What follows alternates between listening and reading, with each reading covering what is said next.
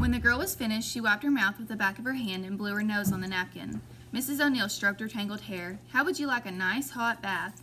The girl frowned. "I don't much care for baths." "Let's go upstairs. When you see the tub, you might change your mind."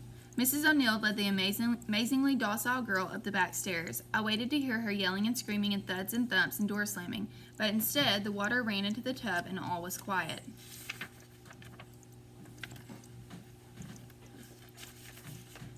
I fixed a cup of hot chocolate and stood at the kitchen window. The wind was blowing harder now, and the short day was running out of light.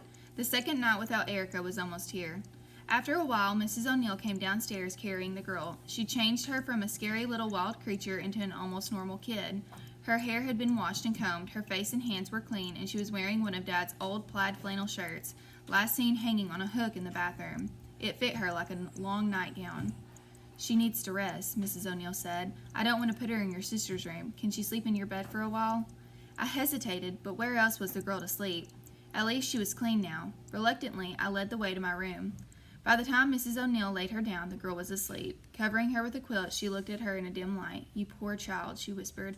"Where have you been all this time? What happened to you?" "Do you think she's Celine?" "Let her sleep. We'll talk downstairs." Mrs. O'Neill led me into the hall and closed my bedroom door. Glancing at Mom's door, she said, "Don't wake your mother. She's exhausted." I followed her down the back stairs to the kitchen. Now that it was dark and the wind blew harder, it tugged at the corners of the house and wailed, as if it wanted to come inside. The sound made me cold all over. "Help me lay out the food," Mrs. O'Neill said. "The men will be back soon, cold and hungry."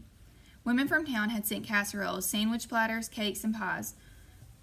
It surprised me that they cared enough about us, the outsiders, to help. Except for the O'Neills, no one had made any effort to welcome us until now.